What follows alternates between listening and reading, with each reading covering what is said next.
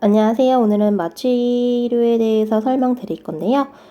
마취료에 대해서 중요한 항목 몇 가지가 있어요. 요거 먼저 배워볼게요. 마취료는 이렇게 산정 기준이 3분의 1학당, 2분의 1학당으로 다르거든요. 침윤마취 같은 경우는 3분의 1학당, 블록마취인 이 두 가지 같은 경우는 2분의 1학당으로 선정하고 있습니다. 마취료에 대한 구성 항목은 마취료. 이거는 무슨 마취를 했느냐, 뭐 침윤 마취냐, 하치조 신경 전달 마취냐, 이런 마취 행위에 대한 마취료고요. 약재료. 우리 약재료 같은 경우는 앰플을 뜻하죠. 앰플 요걸 말하고, 의약품 관리료는 이제 약품을 우리가 사서 보관하고 있을 거 아니에요. 그거에 대한 관리료라고 해요. 근데 여기서 중요한 거는 1일 1회만 산정이 가능하다. 우리가 여러 가지 마취를 하더라도 하루에 한 번만 청구가 가능하다는 뜻인데요. 예를 들어서 우리가 10번 때 침윤 마취를 하고 30번 때 침윤 마취를 했어요. 이럴 경우 산정 가능한 거는 침윤 마취 이외이겠죠. 그 다음에 약재료 리도카인 같은 경우, 리도카인이나 이런 앰플인데, 앰플은 사용한 숫자 모두가 다 산정이 가능하거든요. N개 쓴 것대로 산정이 가능하다라는 거. 그리고 의약품 관리료는 1일 1회만 산정이 가능하다고 했어요. 그렇게 해서 이렇게 침윤 마취 2회, 그 다음에 앰플 개수 플러스 의약품 관리료 1회로 해서 산정이 가능하고요. 동일 부위에 예를 들어서 우리 30번 때 침윤 마취 했어요. 침윤 마취 했는데 저 마취 잘 안 됐어요 해서 하치조 신경 전달 마취를 들어갔어. 블록 마취를 했어요. 블록 마취를 했을 경우는 블록 마취, 이렇게 주된 마취만 인정이 가능하다는 뜻이거든요. 같은 부위에, 동일 부위에 두 가지 이상의 마취를 했을 경우는 주된 마취만 산정 가능하다. 요 두 가지가 가장 중요해요. 마취료 3분의 1학당인지 2분의 1학당인지 산정 기준 중요하고, 그 다음이 동일 부위의 주된 마취만 산정 가능하다. 그런데 앰플은 뭐다? 앰플은 사용한 개수만큼 앰플 인정한다. 마취료에 대해서는 요 세 가지 조금 더 중요하니까 이렇게 봐주시면 되는데요. 우리 일회용 주사기나 침 제로대 같은 경우는 수가에 포함되어 있어 별도 산정 불가하다라는 거 기억해 주시고요.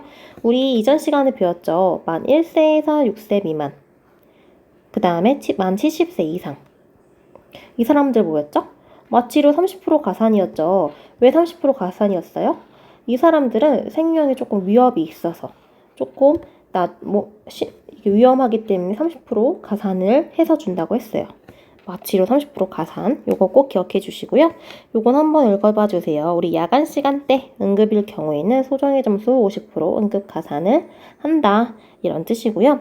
도포 마취를 시행한 경우는 별도 산정 불가하다고 했어요. 도포 마취 뭐죠? 우리 마취하기 전에 바늘 찌르는 거 조금 불편해 하시는 분들 있죠. 그럴 때 표면 마취하죠.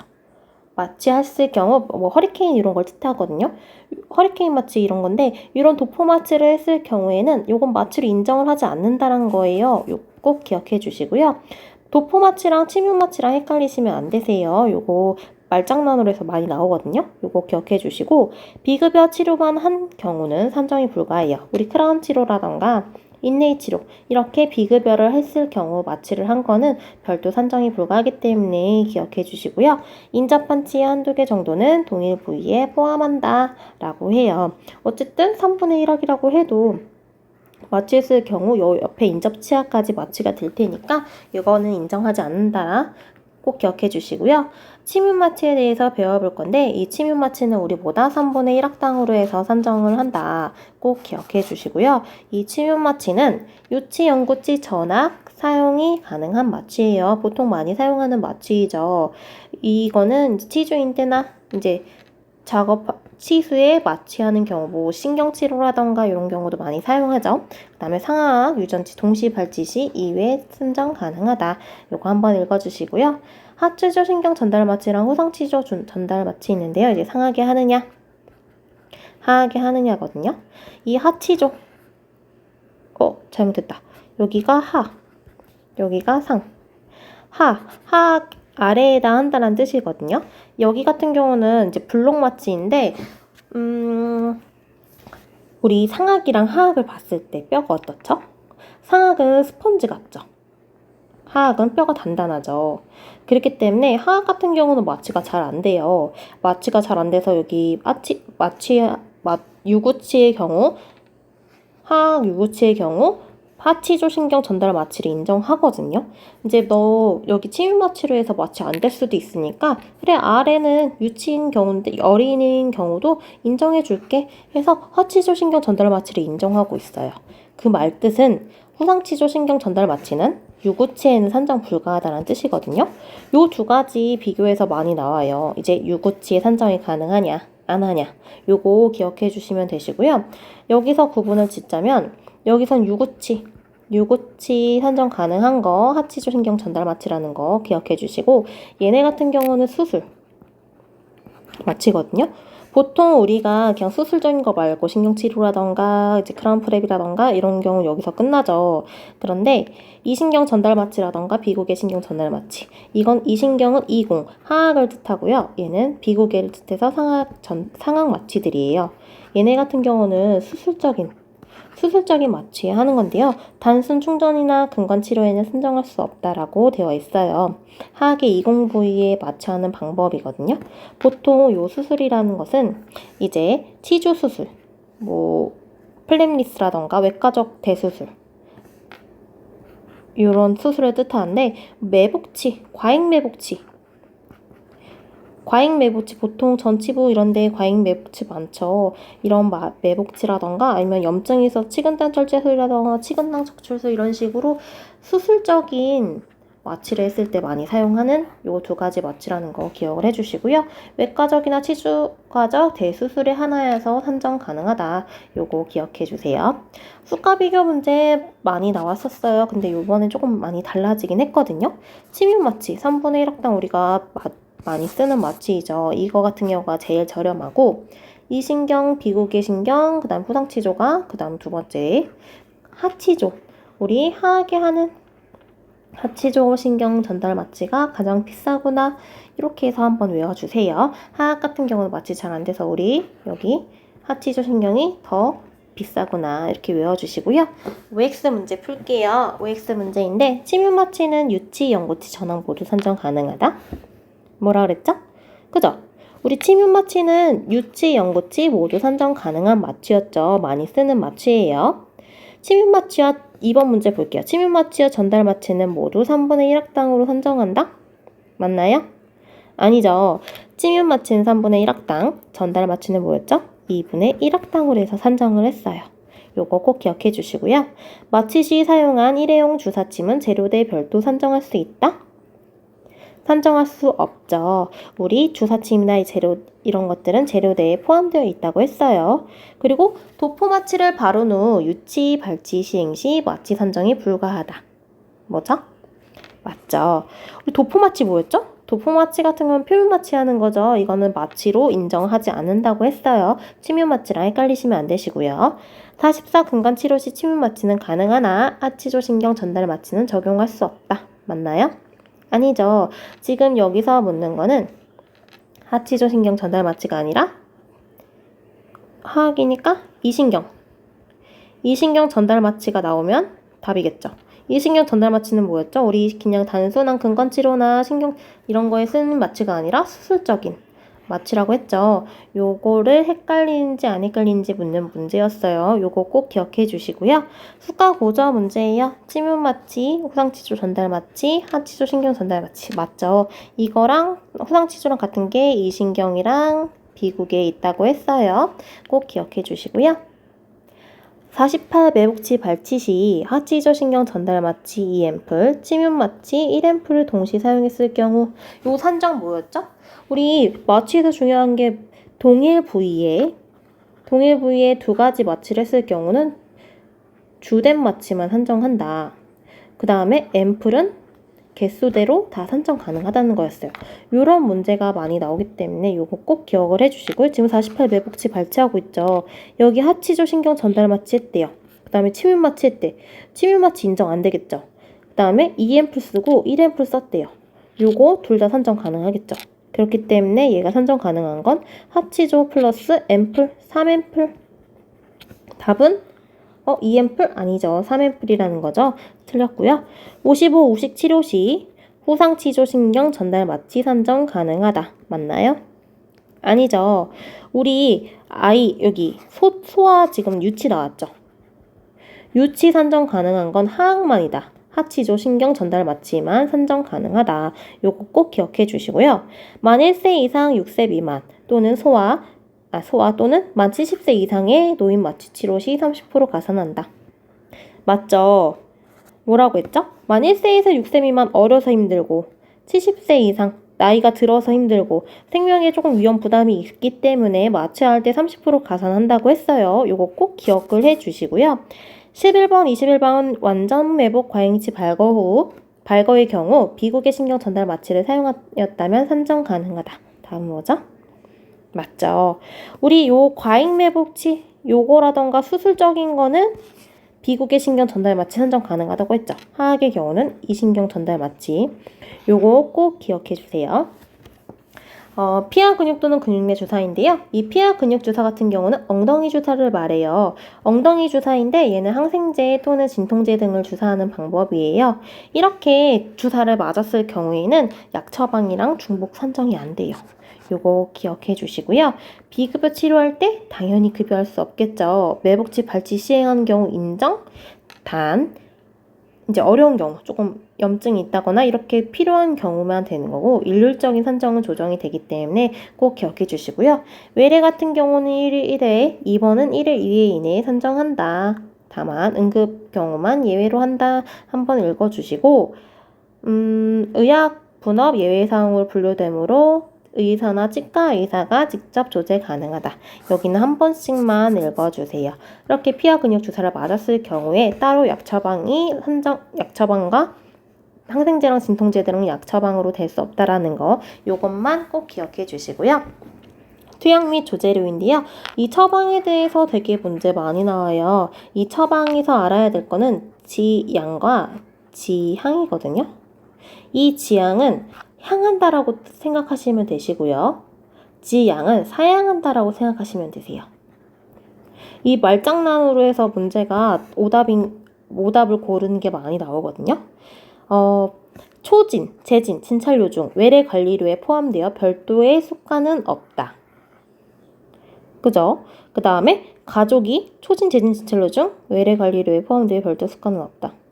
그죠? 이 외래 관리료에 처방에 대한 게 포함된다 그랬죠. 우리 그래서 약 처방 잘못 나가면 뭐다? 외래 관리료가 삭감된다고 했어요. 요거 꼭 기억해 주시고요. 가족이 내원하는 경우 재진 진찰료의 50%를 산정한다. 우리 진찰료 산정에 뭐 있었죠?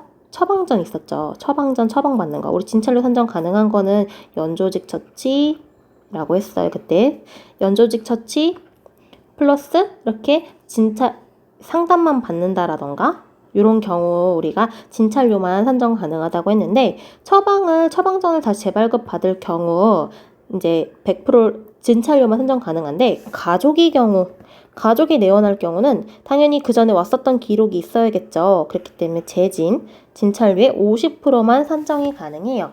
요거 기억해 주시고요. 항생제나 소화제 일률적인 처방은 지양한다, 사양한다라는 거죠. 너네 일률적으로 나가지 마. 이런 얘기고요. 고가의 약 당연히 지양하겠죠. 고가의 약 너희 싼 거 있는데 왜 비싼 거 보내? 이런 식인 거고 저함량 배수 처방 조제는 지양한다. 이 얘기는 500ml짜리를 우리가 처방을 해야 돼. 500ml짜리 처방을 해야 되는데 250짜리를 2개로 해서 처방하는 거예요. 이럴 경우 약값이 더 나오기 때문에 이런 거를 사용한다는 뜻이거든요.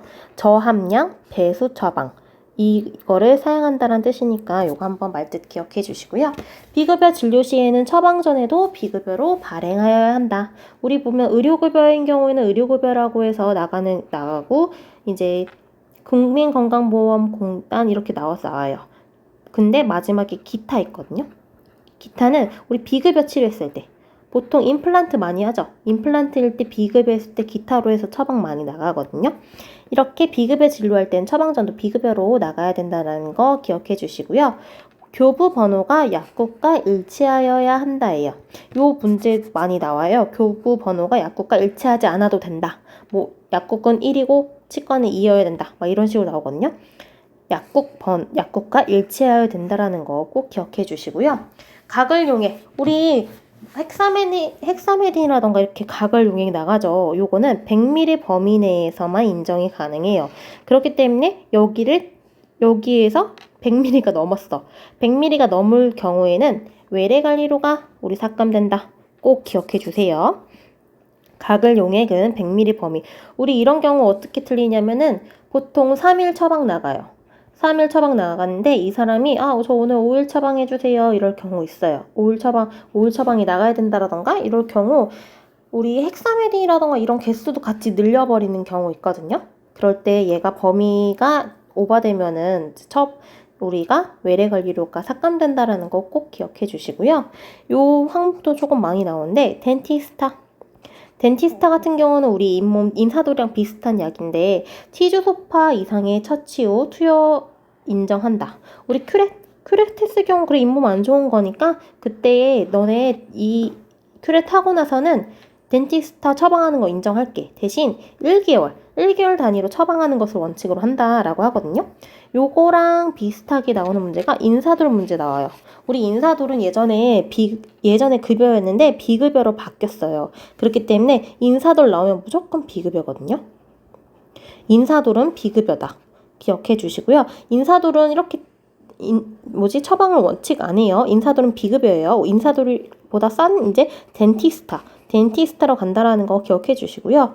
처방 전 사용기간 경과 후 재발급 시 진찰료 청구 가능. 그 다음에 처방 전 사용기간 내 분실하여 재발급 시 진찰료 산정 불가. 이 얘기는 지금 우리가 처방전을 발급을 받았어요. 처방전을 발급을 받았는데 얘가 약국을 가서 약을 처방을 받았어요.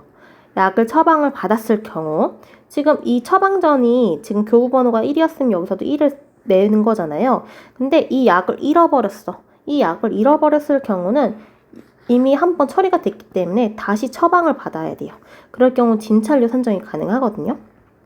근데 얘는 처방전을 받았는데 여기 보면 처방전에도 날짜가 3일 이내에 받아라, 7일 이내에 받아라 이런 식으로 날짜가 되어 있거든요. 이 사용기간 내에 이 사람이 이걸 분실을 해서 다시 우리 치과에 왔어. 그럼 여기 1이라고 써 있었던 걸 잃어버렸잖아요.